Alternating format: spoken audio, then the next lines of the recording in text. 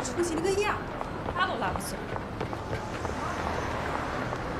哎，你待会儿有事儿吗？干嘛？没事，陪我喝2杯。陪可以，酒我就不喝了。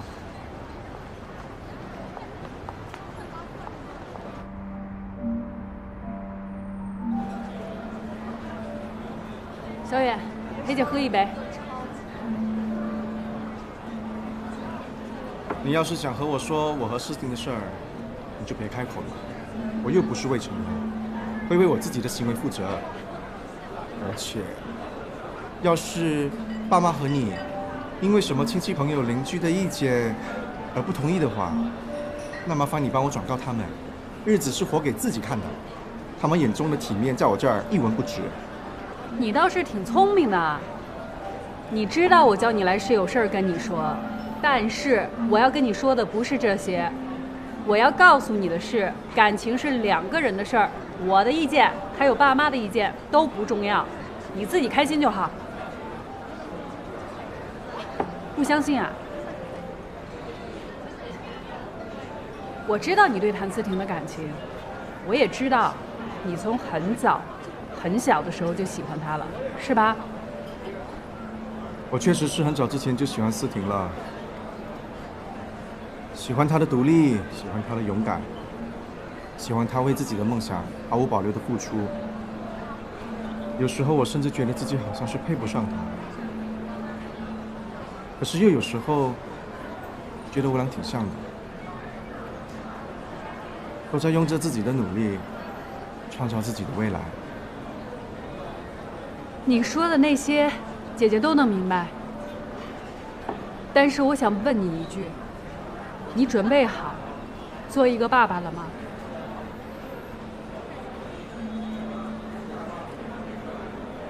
谭思婷的孩子还活着，就是12年前我们以为死了的那个孩子，还活着，是冯瑞把他带大的。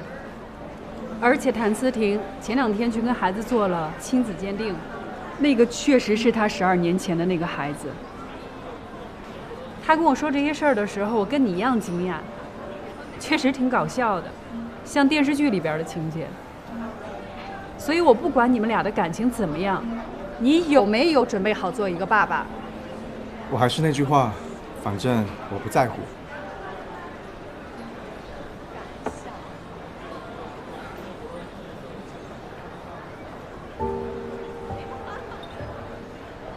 小远，你是我亲弟弟，思婷是我的好朋友，我希望你们2个都可以幸福。反正这个事儿我告诉你了，你自己心里有个准备。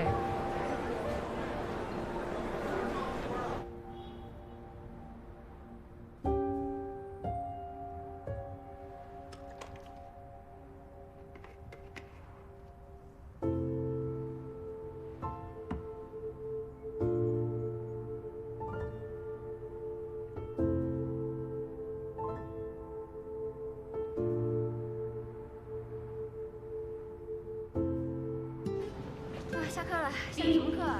好像是钢琴课。哎，那咱们去吃饭吧，就2楼食堂那家。行啊，我想吃鸡丝炒面。注意表情，好。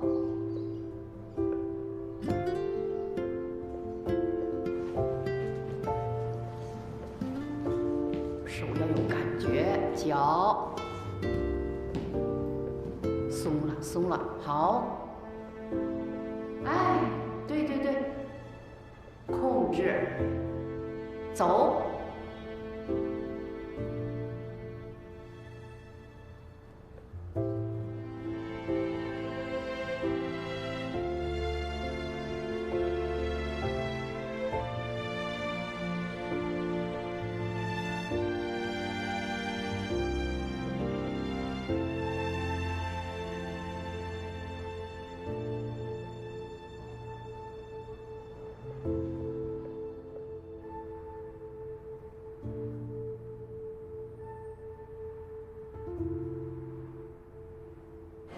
我在那个小屋酒吧呢，有时间吗？过来喝酒。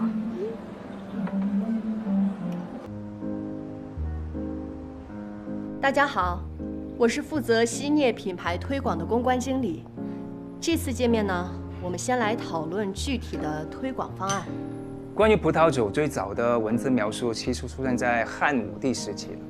据司马迁《史记》上记载，汉代的使节张骞将当时在西域，就是今天位于河西走廊甘肃地区的葡萄种植以及酿造技术带回到中原，所以当时的葡萄酒是那时候的皇亲国戚和达官贵人享用的珍品。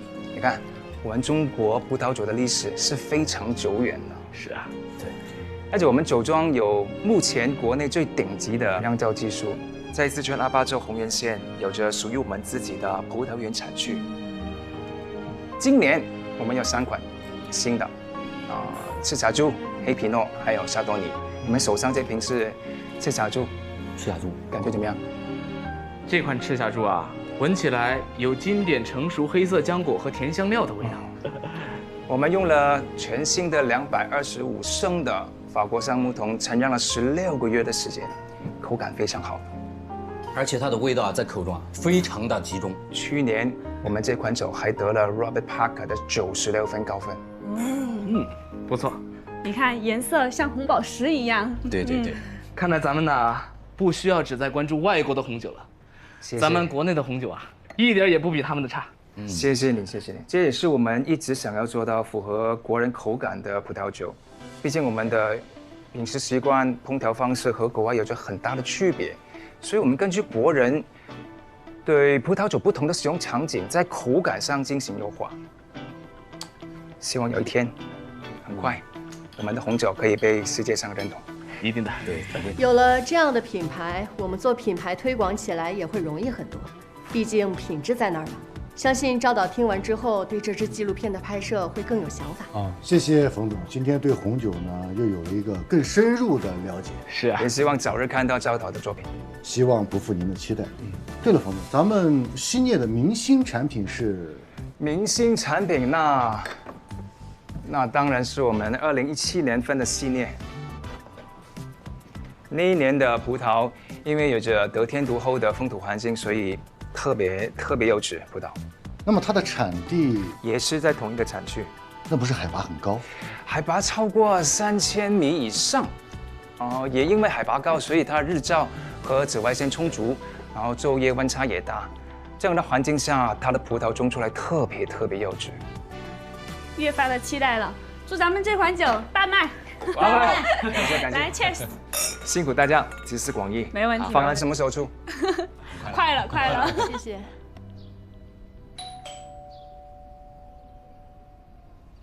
我说你这孩子怎么这么拧呢？我都说了我不愿意不喜欢，你能不能别再逼我了？这怎么是我逼你呢？妈，这都是为你好嘛，就会说这句话。谭老师，于凡，于凡妈妈你好。这怎么又来一个老师啊？你干嘛？妈，你别这么跟谭老师说话。没关系，我是来看看于凡的脚伤好些了吗？进来说吧。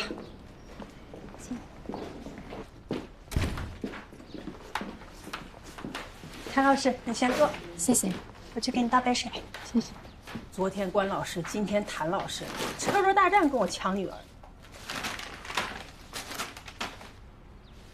于凡妈妈，我其实今天就想来看看于凡的脚是不是好点儿。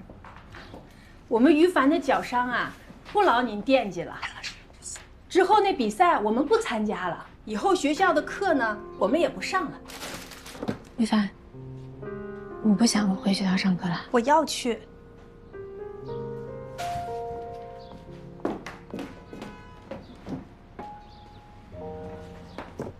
澳大利亚之行还顺利吧？哎呀，那边的气候不适应，还是这儿好，冬暖夏凉啊。纯度假吗？当然，也是去考察了一下葡萄酒，还真是收获不小啊。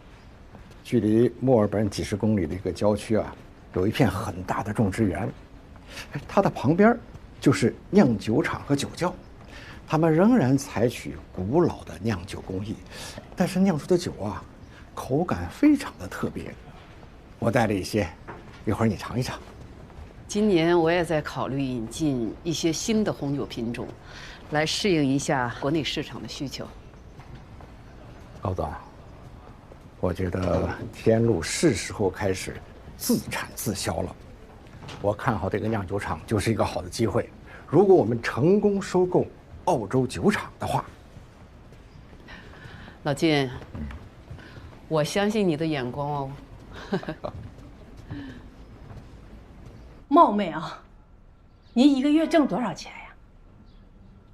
我以前听凡凡说过，你提起过，说你已经是法国8团的首位华人首席，那你在你们这个圈子里应该是挺厉害的了哈。也不知道您在外面还有没有什么兼职啥的，就算都加一起，年薪多少？咱们打开天窗说亮话。其实我从很早以前就不想让凡凡再跳芭蕾舞了。一是因为这个行业没完没了的受伤，我心疼我女儿；二是因为这实在不是一个有前途的职业呀。我没别的意思啊，我就是拿您打个比方，您看您这么有能力，这么有本事，不也这么年轻就退役了吗？一旦从那个舞台上退下来，很快就会被观众遗忘了。就算凡凡将来像你一样跳到国际上去了，跳成首席了，他能跳多久呢？10年、8年？这碗青春饭我实在是舍不得让我女儿吃。于帆妈妈，您的心情我能理解，的确跳芭蕾舞很辛苦，而且职业生涯也比较短。但是如果能够有机会跳到国际上最大的舞台，那种成就感、幸福感，一辈子都忘不了。我就是一个普通老百姓，也没啥追求。你说这感受那感受，我也感受不明白。就我们最开始想法特别简单，就是给她送去跳舞这个事儿，就想着女孩学学舞蹈，将来身材好、气质好，当个业余爱好就行了。没想到她自己越跳越痴迷。那头些年嘛，没问题，我跟她爸都可以竭尽全力的培养她，满足她。但现在不行啊，她大了，得为将来考虑了。所以我们决定了，让她改行，搞表演。妈，我都说了我不喜欢。什么喜不喜欢的？那人这一辈子求的就是一个谋生的工作。那明知道芭蕾舞是条死胡同，还非得往里走吗？妈妈就是不希望你把你最好的年华全浪费在芭蕾舞这件事上，岁数大了才发现一无所获。那最后咋办呢？只能靠嫁人来改变命运。那我们为什么就不能一早就找一个可以让我们生活的更好的工作呢？我才不稀罕那些。你现在是小，你不懂。你要是一条道跑到黑，你到妈这个年龄，你再想想我今天跟你说的话，你后悔你都来不及。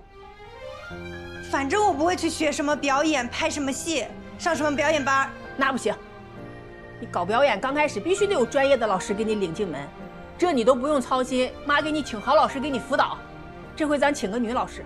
妈，别磨叽了，这事我跟你爸都定了，没得商量。反正我不会去什么表演班。这孩子这么死心眼，你让谁洗脑？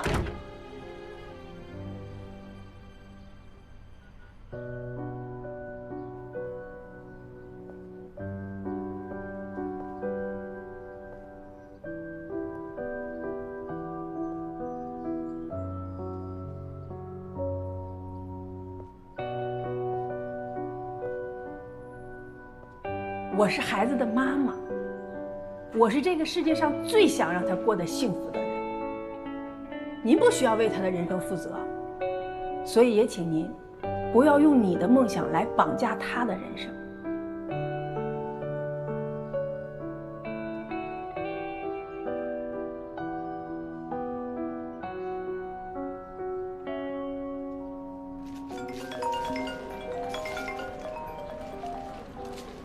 许峥，王叔叔悄悄告诉你，谭老师最近心情不是很好。发生什么事了？说来听听。嘿，姐。哎，包子啊，出去啊！我做了点吃的，要不要一起吃啊？我今天就不跟你们一块儿吃了。我真羡慕小远，有你这么个好姐姐，天天关心她，不像我，还得天天操心一大家子。我现在得回家做饭了。还真会说话，还羡慕我，我还羡慕你呢。这么年轻就把婚结了，孩子都有了，他一点动静都没有。姐，你别着急，我觉得这次有戏。他有情况了？对呀，初恋呀。听说最近刚回国，我不问他，他还不告诉我呢。真是的，要是他早跟我说，我估计我早就给他解决了。姐，你知道有这么个人吧？不会吧？连你都没告诉呀？不过我觉得他这次可是真动心了，他还给那芭蕾舞学校赞助了一大笔钱呢。哦，姐，我现在来不及了，我先走了。行，你快忙去吧。姐，我们下次再聚，拜拜。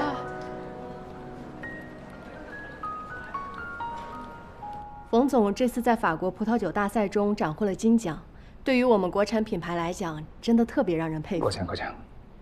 哈，我感觉啊，芭蕾和红酒啊，在精神内核上是非常接近的。我希望啊，在我们的纪录片中，把红酒和芭蕾舞搭配在一起，用芭蕾舞来比喻红酒，挺新鲜的哦。对，导演跟我说这个想法的时候，我觉得特别的好。咱们呢就趁着这个拿奖的热度，再加上咱们的纪录片，我相信对我们希聂这个红酒品牌能够畅销国内外，是一次特别好的品牌推广机会。对，那导演想怎么呈现？其实呢，我们是想把红酒啊这样一个高文化水平的形象落地。最近有一家公关公司找到我，说他们准备在我们学校拍一部关于芭蕾的纪录片，希望让更多的人了解芭蕾。这是好事啊，老师。你需要我做什么？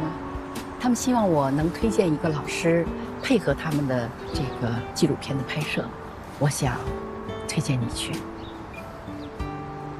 一直以来，芭蕾在人们心目中就是一种非常痛苦的舞蹈形式，人们会认为是需要以常人难以承受的那种痛苦和付出才能够坚持。但是从来就没有人真正的了解到芭蕾能够带给人们内心深处的那种强大的力量。我觉得你最合适，这也正是你这么多年来从未放弃芭蕾的原因，对吗？改变大家对芭蕾的固有认知，让更多的人爱上芭蕾，这也是我创办这个学校的初衷。小婷，老师知道你退役以后就不想再抛头露面，没关系，我能理解。如果你不想参与的话，告诉我。老师，我愿意。的确，想让更多人了解芭蕾，认识芭蕾，我们是需要媒体平台的力量。你需要我怎么做，就直接告诉我。太好了，谢谢你，婷婷。这是我应该的。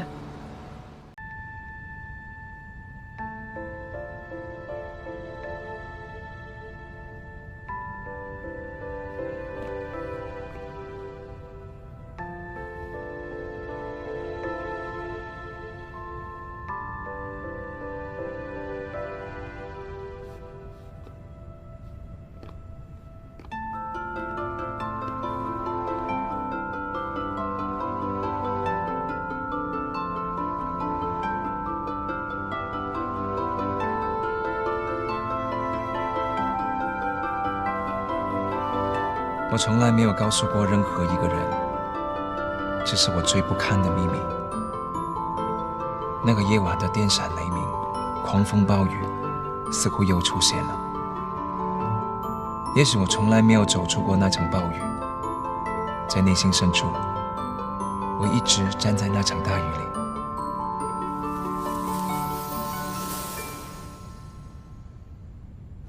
你的意思是说，他把他自己活回去了？可以这么理解。那段生活对他而言，应当是安全和快乐的。当他遭受很大的刺激，以及老外伤的情况下，那么他回到那个时候，以逃避当下的冲突。还能再活回来了？这个需要一个过程，慢慢来。首先呢，我们得接纳他这个状态，他肯定是遇到了很大的挫折。再者就是，我们要弄清楚他退行的原因，他最近是不是遭遇了什么？最近是没有啊，但之前他得过这个混合型焦虑和抑郁，在比利时呢，接受了3年的心理辅导。那这个医生能联系上吗？如果可能，我跟他联合会诊，这样对小烈的治疗会很有帮助。马上联系。好。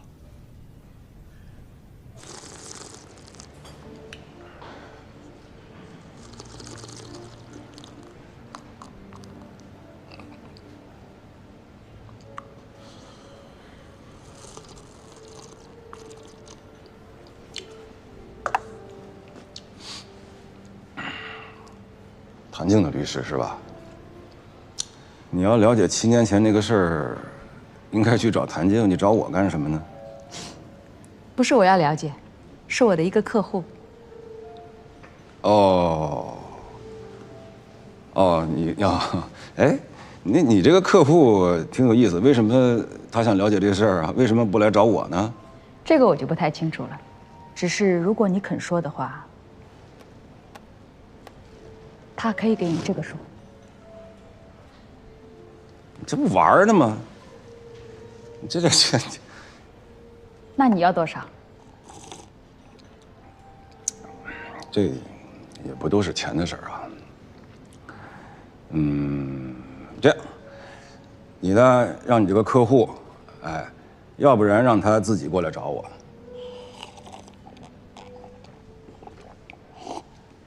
要不然让他找我律师谈。啊，你好，这边是我们的季节的限量，你可以看一下。静姐，哎，电话。哦，方主任。喂。3号的外卖有吗？这里。啊，方主任。啊，什么？啊，你等一下啊，我听不清，稍等啊。喂，哎，主任，我听到了，您说。聂宇胜，他出了车祸。啊？不过你放心，他现在已经醒过来了，只是他的情况还比较复杂。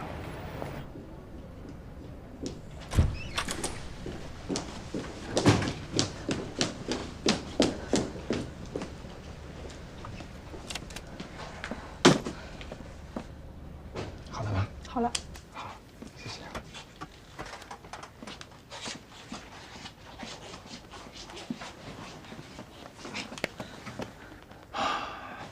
别动，我爸不在，让我抱你一会儿。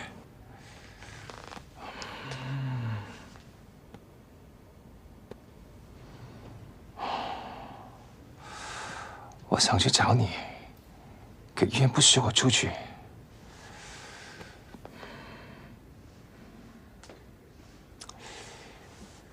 你还好吗？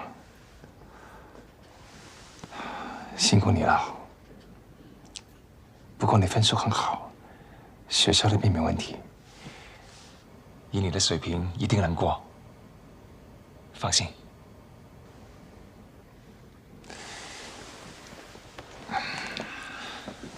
走。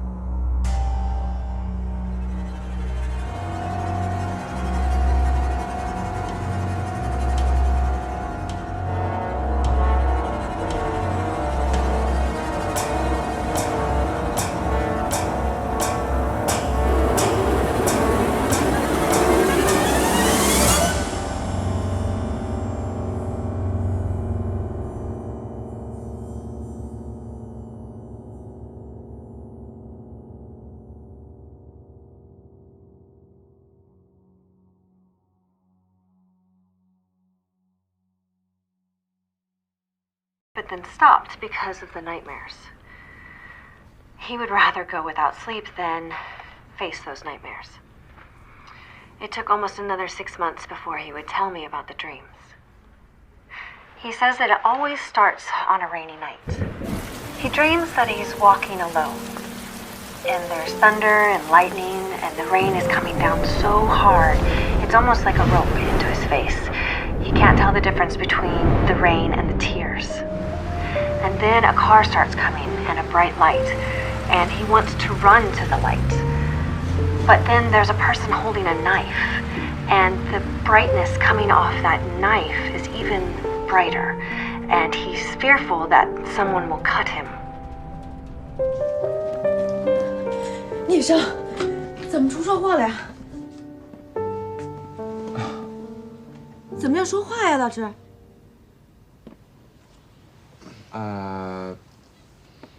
你没事？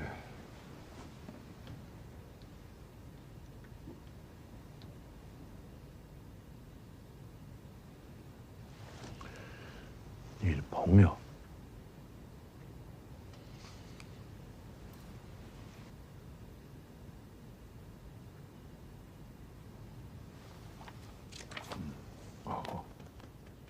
上次见他还好好的，这怎么？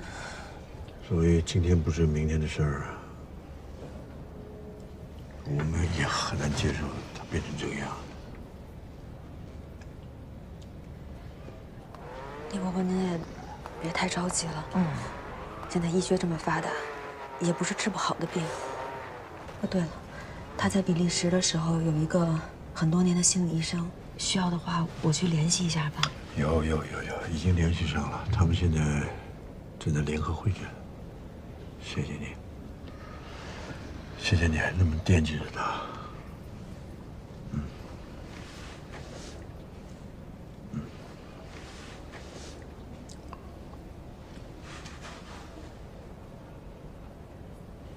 慎放题。是，聂总好记性。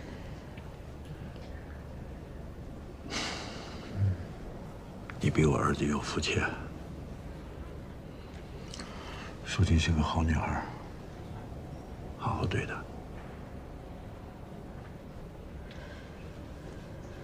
我会的。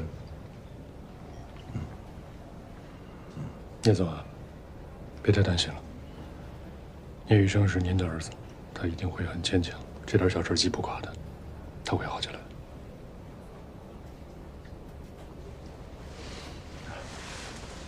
谢谢你，祝我多保重。丫头，聂伯伯，好，谢谢你。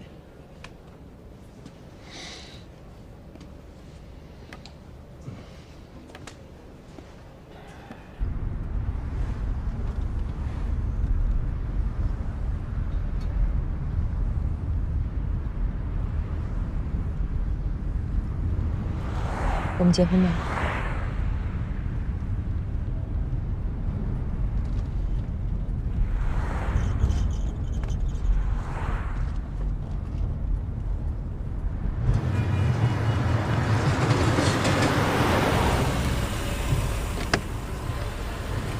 拜拜。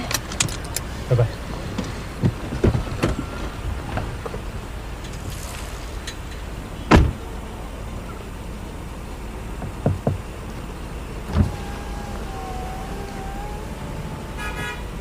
上去坐一会儿。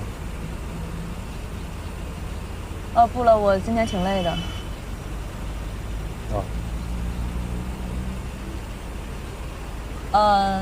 那个结婚那件事情，我开玩笑的。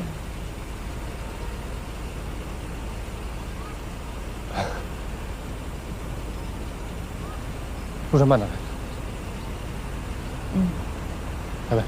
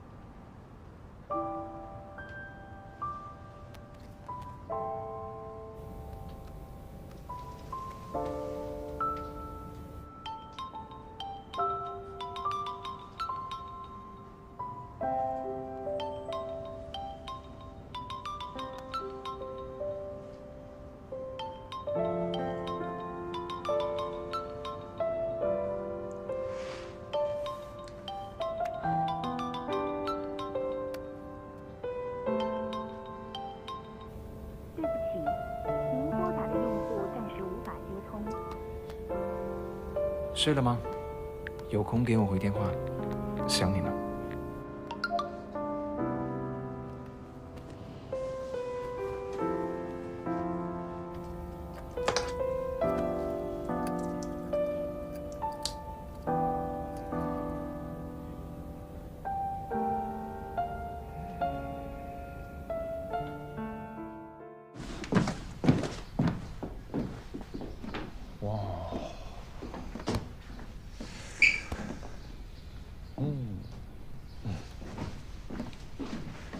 爸，你怎么搬家都不告诉我一声？这是聂总啊，想要给你一个惊喜。喜欢吗？不错。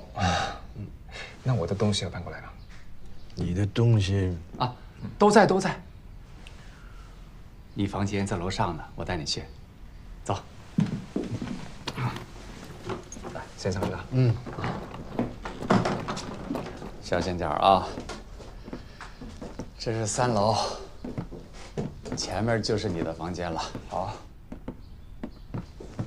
哎，我来。哎，好，我去开门。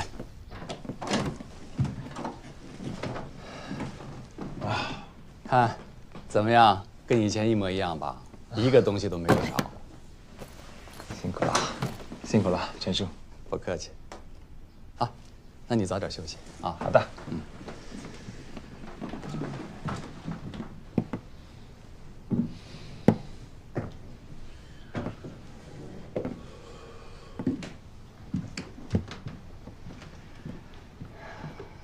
怎么样？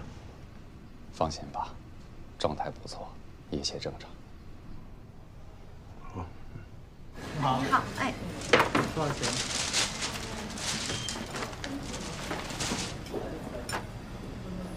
？32。好的。可以扫码支付一下。好了，付起来。来，好，谢谢。你好，28号的外卖好了。28号的外卖还没有好，等一下。军哥。王老板。军哥。哎。军哥。哎。喝点水。哎，谢谢啊。你这份工作干的还挺久嘛？哎呀，有活就干呗，不挺好的？洗车，送油货。不错。哎，那个最近老聂他们家怎么着？有什么动向没？他现在哪顾得上啊？聂医生出车祸了。撞了？严重吗？人倒还行吧，就是脑子有点糊涂，有点傻。植物人啊？没那么严重，他那个叫什么心理退行。什么意思啊？就好像是说你受到一定的刺激之后吧，就退到了以前的时候。哎呀，详细的我也不知道，静姐也没跟我说。你别问他，省得他烦。好了没？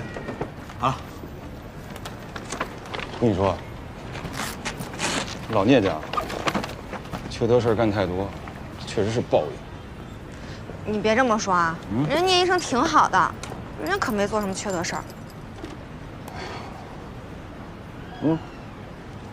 那大夫有没有说他这个这个退行还能再回来吗？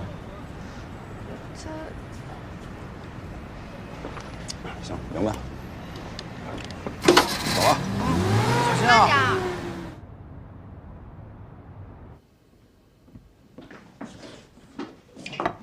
来，赶紧来吃，都是你爱吃的。好多菜啊！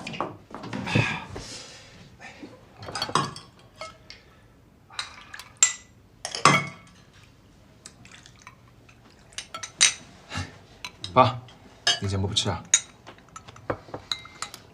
没胃口。怎么了？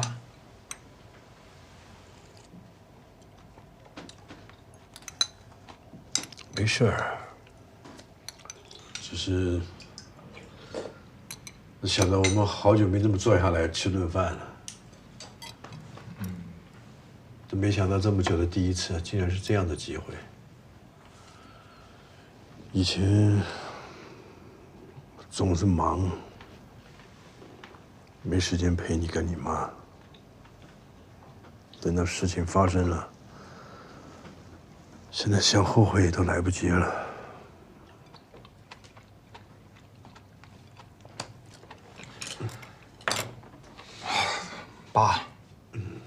对不起了。是我不好，我没听你的话，跑去读医学院了。确实是因为我。爸来知道的，当医生可以救人，能够看到家属因为我的关系，他们就不用跟心爱的人分离，那种成就感，不就是我想要追求的吗？所以我不会后悔我的决定，我也不后悔跟谭静在一起。爸，我希望你可以成全我们。我跟谭静会好好的，两个人好好的在一起。别说了，好吧？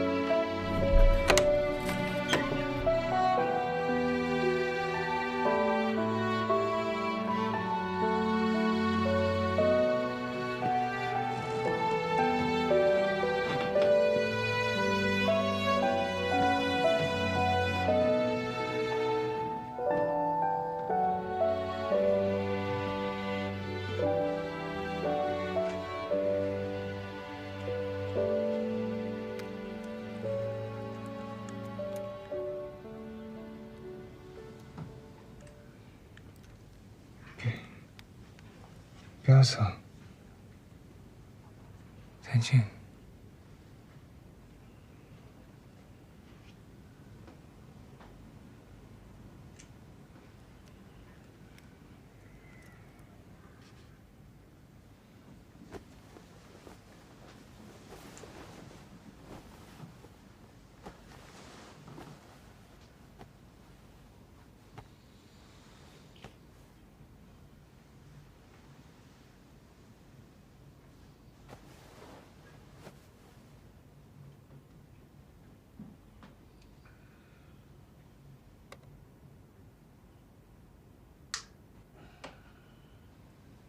解铃还需系铃人。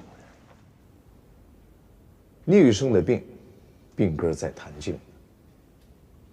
你呀，不妨去找他好好聊聊，想出一些办法来，这对小聂的恢复会有帮助的呀。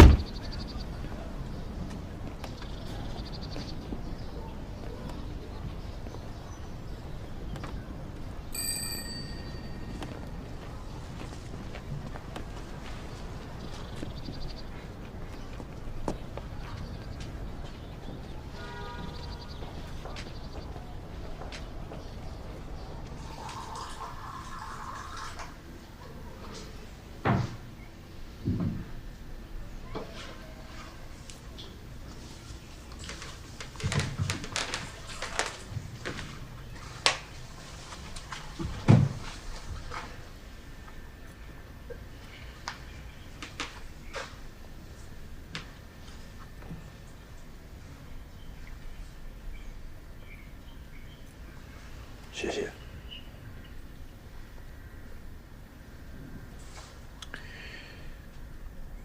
今天来，我是想请你帮一个忙。我想请你和我们一起配合医生来治疗雨生的病。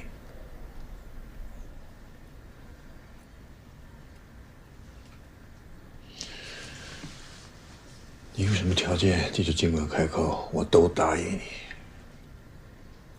只要你肯帮这个忙。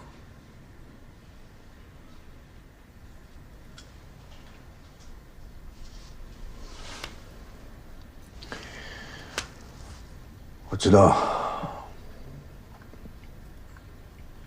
道你对我没好感，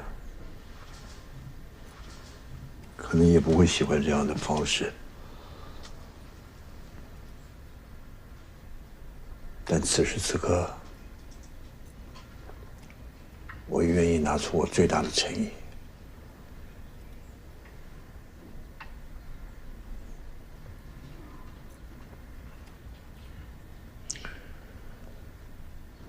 我也不知道这么做有没有用，但是我相信，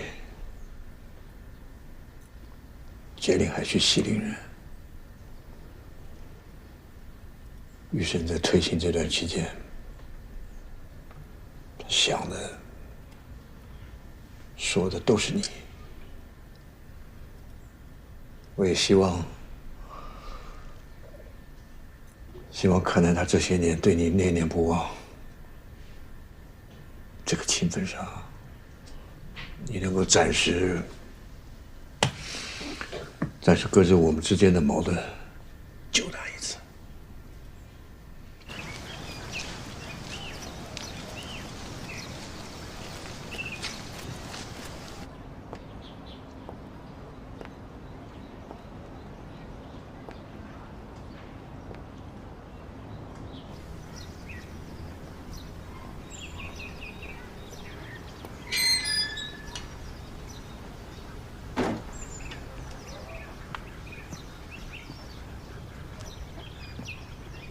来找我干嘛？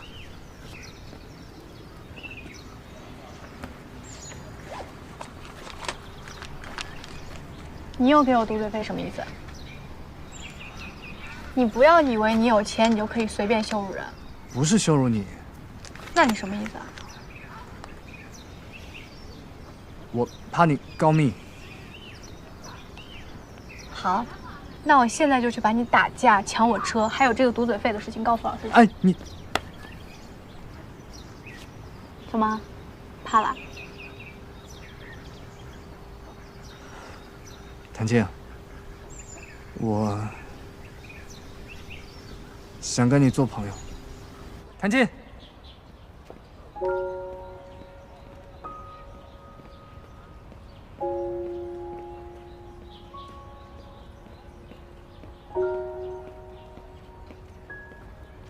谭静。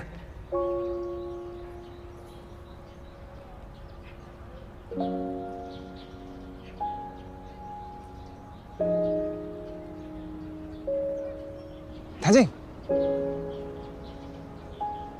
谭静，你怎么哭了？进来啊！哎，不怕，我爸不在，进来看看。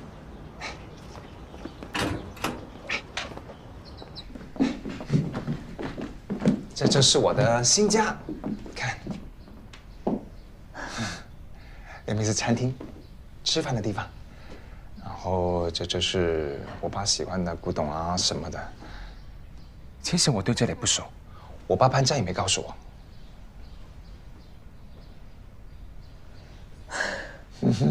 好了，别看这里了，到我房间看看啊。来，好，看，这就是我房间，怎么样？看看，你也不喜欢，我也不怎么喜欢。我爸选的颜色什么的，我都觉得不是我喜欢那种，但是我喜欢这里。来。这是我唯一喜欢的角落，看出去，这个风景就有点像我们老家的样子。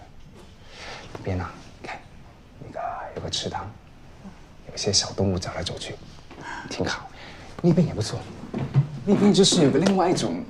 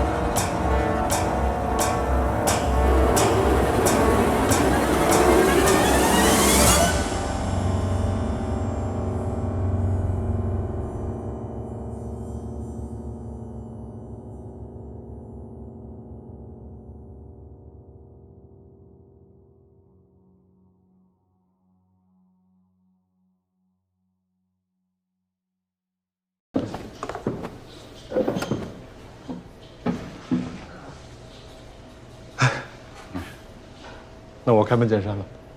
今天约孙先生来呢，就是想了解一下，谭静的父亲和东远集团当年发生过什么事。你门不能这么开啊！哼，你是哪一位啊？同事，我是谭静的同事，我欠他一个很大的人情。啊，你是想报答他呢？ 还是对我们家静儿有什么想法啊？报答，想报答他。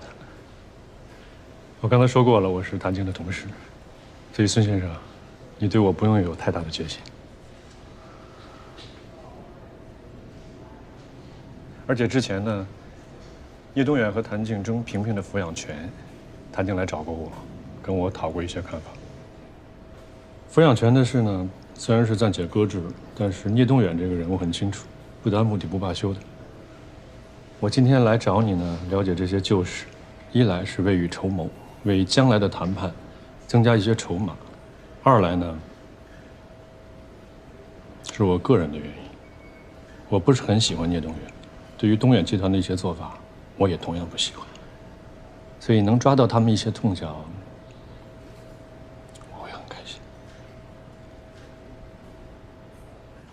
这个房子是我一个朋友的，他出国了，所以这几个月呢，他就交给我来照顾这个房子。给它浇浇花啊什么的。漂亮。哎，还养小乌龟呢。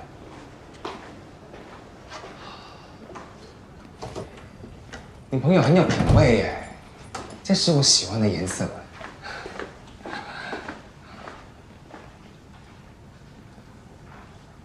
哇，这个落地窗，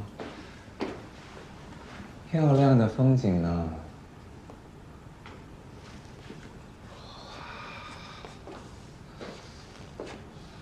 这房东还挺有童趣的。哇，还有个小花园，真的好漂亮。以后我们家也要像这样有个小花园。我怎么觉得我好喜欢这里啊？这里的感觉好熟悉，好温馨。哎，你记得我们住那个小房子吗？虽然旧旧的、小小的，但是很温馨，这样才像个家。不像我爸那个房子，可能太大了，空空的。最主要是因为没有你。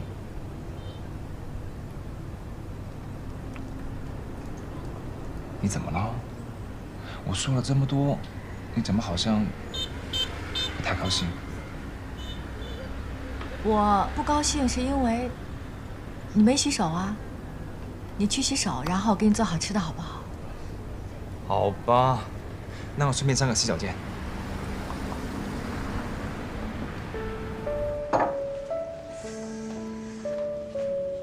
你变了。我变了。你怎么这么能干呢？你煮东西没有这么厉害的。放心，我的红烧鱼也会把它练好，绝对不输你。加一个这个，你知道吗？有一次课间操，我就看到你在那里吃馄饨，然后呢，你嘴边呢就沾了一点这个辣椒油。我好想过去帮你擦掉，但那个时候又不敢。之后我连课间操都不上，我每天就等着你过去吃馄饨。这个你有没有了？其实那次你进来看着我，一直盯着我看，辣是吧？等一下。哦。看来我做的还是不对，怎么会辣呢？喝水。是辣了一点点，那因为人家的辣椒油是有秘方的，特别香。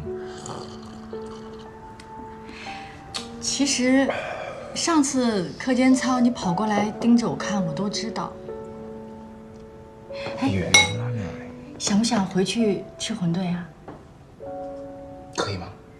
可以呀，明天是周末，不用上课，所以我们可以回宁安吃馄饨。好哎，啊，好。这个不用放，拿着，给我。啊，31、32，好，啊。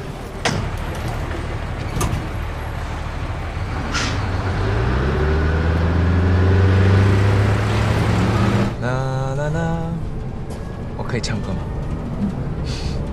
不要了，打扰到乘客们。超级想回去。医生说，人不能再受到刺激。你如果想到什么，或者想跟他做什么，我希望你事先跟我还有医生先沟通一下，好吗？我想带他到一个他熟悉的环境去。这个家对于他来说太陌生了，他没有任何情感和记忆。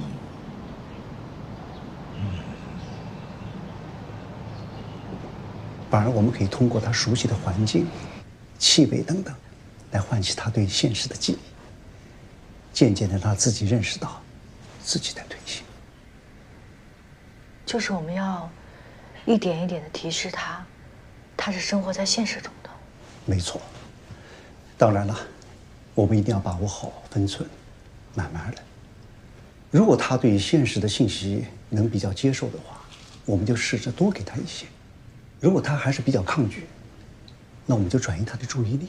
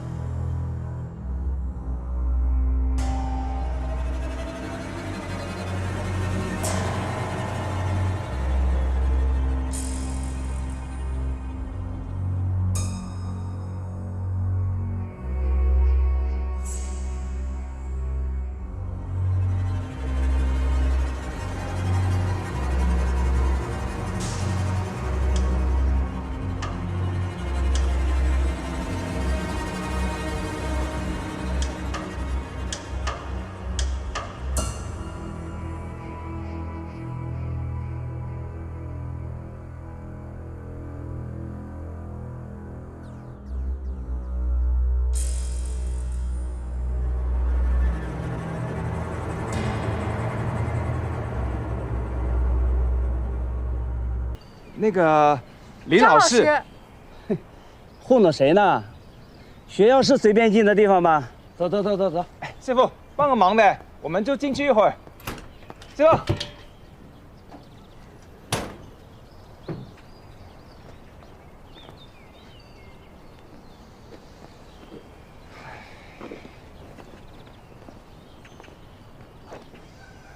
怎么办呢？